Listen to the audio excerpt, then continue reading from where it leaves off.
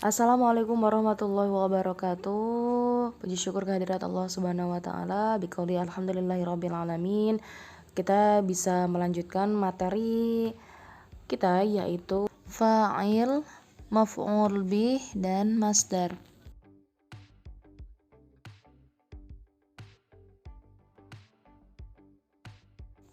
Yang pertama, apa yang dimaksud dengan fa'il? Al-fa'ilu huwa ismun marfu'un taqaddamahu fi'lun wa dalla 'ala alladhi fa'alal fi'la.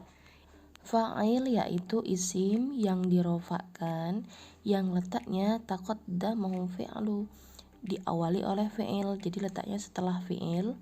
Wa dalla 'ala alladhi fa'alal fi'la, dan menunjukkan pada yang mengerjakan pekerjaan, jadi pelakunya. Jadi mudahnya fa'il itu kita pahami sebagai orang yang melakukan atau pelakunya, yang biasa kita kenal dengan istilah subjek. Fa'il ada dua bentuk, yaitu fa'il dhohir dan mudmar. Fa'il dhohir itu dari isim dhohir ya. Dhohir itu artinya nampak, jelas, berarti bukan kata ganti di sini. Contohnya qalallahu. Di sini qala adalah fi'ilnya, kata kerjanya, kemudian lafadz Allahu ini sebagai fa'ilnya atau sebagai subjeknya ya. Karena tadi fa'il itu harus marfu, maka di sini lafadz Allahnya berharokat dhammah. Ini contoh dari fa'il yang mufrad. Selanjutnya kita ke contoh yang kedua, qala rajulani. Qalanya ini fi'il, rajulani ini fa'ilnya. Di sini bentuknya fa'ilnya ini musanna ya, berjumlah dua orang laki-laki. Tanda rofaknya di sini berupa alif. Contoh yang ketiga, kita ke contoh fa'il yang dalam bentuk jamak. Di sini ada kalimat ja'al muslimuna. Ja'atnya datang ya, datang. Ini merupakan fi'ilnya. Al-muslimuna ini fa'il isim dhohir dalam bentuk jamak. Di sini tanda rofaknya berupa huruf waw. Oke, selanjutnya fa'il mudmar. Mudmar ini secara bahasa artinya bersembunyi ya, tersembunyi. Maksudnya di sini mudmar di sini fa'ilnya terdiri dari isim domir ataupun kata ganti orang, baik itu domir mutakallim, mukhatab ataupun ghaib. Contohnya katabtu dan katabna. Nah, di sini fa'ilnya tidak terlihat dengan jelas, tidak seperti yang fa'il dhohir ya. Di sini contoh yang pertama ada katabtu, yang artinya saya telah menulis. Jadi di sini fi'ilnya kataba, tu di sini adalah fa'ilnya ya. Ini menggunakan isim domir ana. Begitu juga yang katabna. Ini kataba fi'ilnya, na-nya di sini sebagai fa'ilnya. Ini dari isim domir nahnu.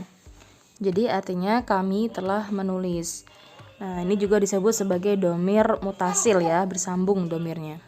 Adapun wazan untuk fa'il ini sesuai dengan namanya, yaitu fa'ilun. Contoh pembuatan fa'il dengan wazan ini adalah kita gunakan kata nasara. Nasara artinya telah menolong. Jika kita mau mengatakan pelakunya berarti nasirun, sesuai dengan wazannya ya, fa'ilun. Nah, yang perlu diingat adalah untuk pembuatan fa'il ini juga menyesuaikan dengan domirnya ya. Seperti di tabel ini bisa teman-teman lihat. Untuk domir mufrad mudzakkar seperti ana, anta, huwa, ini pakai yang wazan fa'ilun. Kemudian untuk domir yang musanna mudzakkar seperti huma, antuma, nahnu, itu wazannya fa'ilani atau fa'ilaini. Kemudian untuk domir jamak dan jenisnya mudzakkar salim seperti hum, antum, nahnu itu menggunakan wazan fa'iluna atau fa'ilina. Kemudian untuk domir ana, anti, hiya pakai wazan fa'ilatun. Kemudian untuk bilangan musanna dan jenisnya muannas seperti huma, antuma, nahnu itu menggunakan wazan fa'ilatani atau fa'ilataini. Kemudian untuk domir jamak dan jenis mu'annas salim seperti hunna, antuna, nahnu menggunakan wazan fa'ilatun. Jadi ini dapat difahami bahwa penggunaan isim fa'il ini bisa digunakan untuk beberapa kata ganti karena memang penggunaannya itu ditinjau berdasarkan adatnya ataupun jumlahnya ya, jumlah domirnya atau juga naunnya, jenisnya, apakah itu mudzakkar ataupun muannas, apakah mudzakkar salim ataupun muannas salim. Baik, kita perhatikan contohnya ya untuk fiil-fiil dari jenis sulasi mujarrad. Di sini untuk domir ana, anta, huwa kita ada fiil kataba. Kataba itu bentuk fiil madinya yang artinya telah menulis, maka fa'ilnya menggunakan wazan fa'ilun. Maka menjadi katibun ya, penulisnya, pelakunya. Kemudian untuk domir huma, antuma, dan nahnu katibani atau katibaini. Untuk domir hum, antum, nahnu katibuna atau katibina. Kemudian untuk domir ana, anti, hiya menggunakan katibatun. Kemudian selanjutnya katibatani atau katibataini. Untuk domir hunna, antuna, nahnu katibatun. Contoh yang kedua, alima ya, menjadi alimun, alimani, alimaini, alimuna atau alimina, alimatun, alimatani atau alimataini, alimatun. Nah, kalau kita lihat di kitabnya, posisi fa'il itu ada di sini ya. Nih, contohnya di sini ada untuk fa'ala, maka bentuk fa'ilnya adalah fa'ilun, nasara, nasirun, madda menjadi maddun. Sini ya. Baik, kita lanjutkan pembahasan mengenai maf'ul bih. Al-maf'ulu bihi huwa ismun mansubun waqa'a alaihi fi'lul fa'il. Maf'ul bih yaitu isim mansub yang posisinya menjadi sasaran tindakan ataupun disebut dengan objek ya, dari pelaku atau subjeknya yang kita kenal dengan fa'il. Jadi secara ringkasnya difahami bahwa maf'ul bih itu adalah objek. Adapun wazan untuk maf'ul ini sesuai dengan namanya, yaitu maf'ulun. Contohnya untuk kata kerja doroba yang artinya telah memukul, ini dalam bentuk fi'il madinya. Jika kita buat ke bentuk objeknya atau maf'ulnya menjadi madrubun, yang dipukul. Adapun maf'ul bih ini terbagi dalam dua jenis.